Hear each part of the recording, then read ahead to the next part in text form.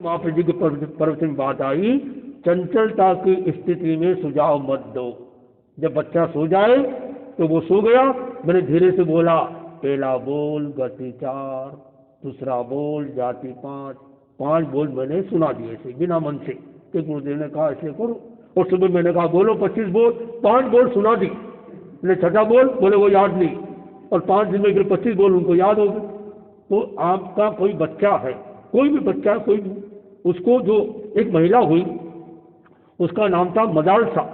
ओहो, जैसे बच्चे का जन्म हुआ वो क्या बोलती, बुद्धोहम सिद्धोहम स्वस्थोहम, बार बार ऐसी जन्म गुटी देती और आगे जाके उसके बच्चे मोक्ष चलेंगे, मुक्ति में चलेंगे, क्योंकि जन्म से वो संस्कार।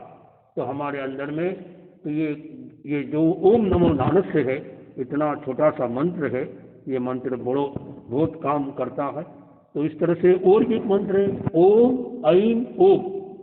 ऐम जो है ए लिखकर बिंदी, ये सरस्वती का बीज मंत्र है। सरस्वती कौन हुई? विद्या की देवी। विद्या की देवी को सरस्वती कहते हैं, तो वो भी एक आराधना। तो जिनको विशेष आराधना करना है, साधना करना है, वो आप संतों से पूछो कि मुझे 5 साल तक या आगे भी जितना भी हो सके इसकी आराधना करना है ज्ञान की। तो ज्ञान की आराधना कैसे करना चाहिए? ज्ञान की आसक्ति न हो जाए।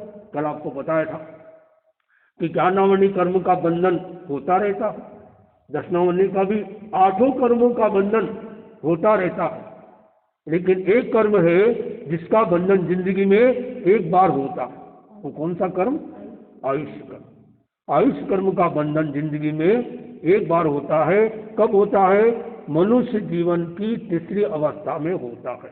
उस समय मानो हम ध्यान में है, स्वाध्याय में है, सद्भाव में है, अच्छी भावना में है, और उस समय बंधन हुआ तो हमारी आगे की गति अच्छी रहेगी।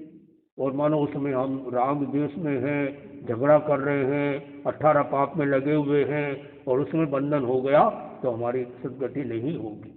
तो कब बंधन हो जाए? क्योंकि कब किसको जीना पता नहीं, इसलिए हमेशा प्रमाद में रहो। तो ज्ञानावली कर्म का बंधन होता है। ज्ञानी को कभी नहीं कहना कि ज्ञानी नहीं हो, चाहे वो कोई भी जाति का हो, कैसा भी हो, ज्ञान का सम्मान होना चाहिए। ज्ञान उसका है, उसका सम्मान होना चाहिए। एक छोटे बच्चे में भी बड़ा ज्ञान हो सकता है, बड़े आदमी में भी छोटा ज्ञान नहीं हो सकता। कभी कभी ज्ञान से आदमी बड़ा होता। एक फकीर ने हाथ में दीपक रखा और बच्चे से पूछा, बताओ बच्चे, इसमें प्रकाश कहाँ से आया? क्या पूछा? इस दीपक में प्रकाश कहाँ से आया?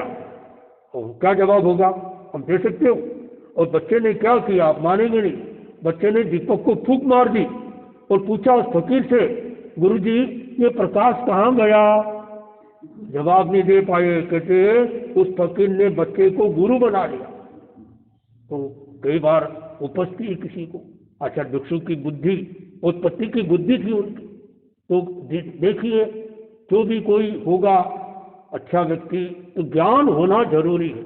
तो ज्ञान सम्यक हो जाए, फिर उस पर श्रद्धा करें, फिर उसका आचरण हो जाए। तो आज ज्ञान पंचमी के दिन हम लोग इस तरह की ज्ञान की प्राप्ति हो जाए, मन में हमारे जीवन में ज्ञान प्राप्त हो। ज्ञान भी बहुत बड़ा उपयोगी बनता है। हालांकि ज्ञान का मूल्य तो 1 रुपया है।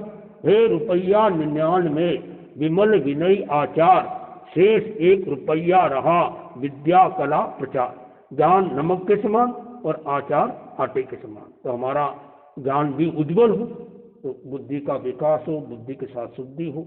इस तरह से हम अपने जीवन में इन बातों को लाएंगे तो हमारा जीवन और आगे से आगे अच्छा बन सकेगा। तो आज ज्ञान पंचमी के दिन हम सब मन में यह जाप करें और मनुष्य पधार रहे, अपने स्थान पर खड़े होकर वंदन करेंगे।